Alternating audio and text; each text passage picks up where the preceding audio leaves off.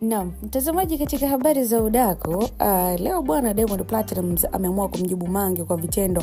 Maisha yake haendeshwi na mashabiki, amewalamba blog Instagram. Karibu sana, jina langu ni Official Rose. Kama hujasubscribe, karibu uendelee kusubscribe.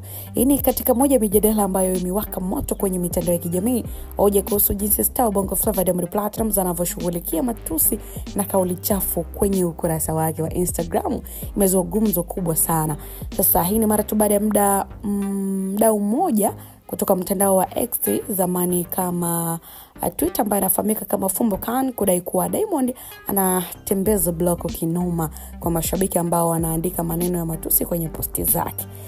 Katika ujumbe wake huo ambao ulisambaa kwa kasi, Fumbo Khan alidai kuwa mara tu mfuasi anapoandika matusi hukutana na adhabu ya kufungiwa bila kujadiliwa. Kauli hiyo imeamsha mjadala kuhusu uhuru wa mashabiki kutoa maoni, mipaka ya ushabiki, pamoja na haki ya msanii kujilinda dhidi ya lugha ya kuudhi kwenye mitandao.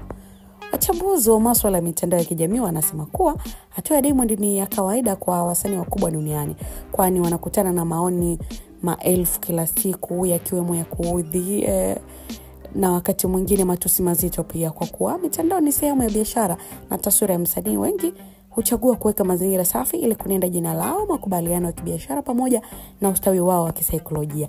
Sasa baadhi ya mashabiki wamekubaliana na msimamo wa Diamond, wakisema kuwa ni haki ya mtu yeyote kuamua nani aingilie nani, awe naye nani ya comment na mambo kama hayo.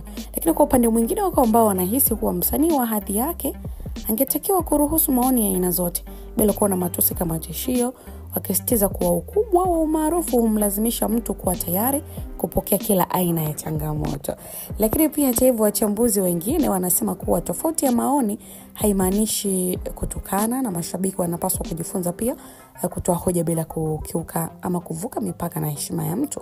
Mitandao ya kijamii imekuwa chombo cha kujenga majadiliano, lakini pia mara nyingi tumeona imekuwa ikitumika pia vibaya na baadhi ya watumiaji wasiokuwa na nidhamu. Right now Diamond Platnumz mwenyewe hajatoa kauli kuhusu mada hiyo, lakini mashabiki wameendelea kutaniana na kuweka mizaha kuhusu adhabu hiyo ya kufungiwa bila kujadiliwa. Hata hivyo, mjadala huu pia umeibua swali kubwa sana. Je, ustaarabu wa maoni kwenye mtandao umefifia au mashabiki ndio wanahitaji elimu zaidi kuhusu matumizi bora ya platform za kidijitali?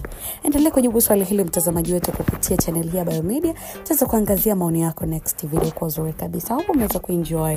Mpaka wakati mwingine, bye bye.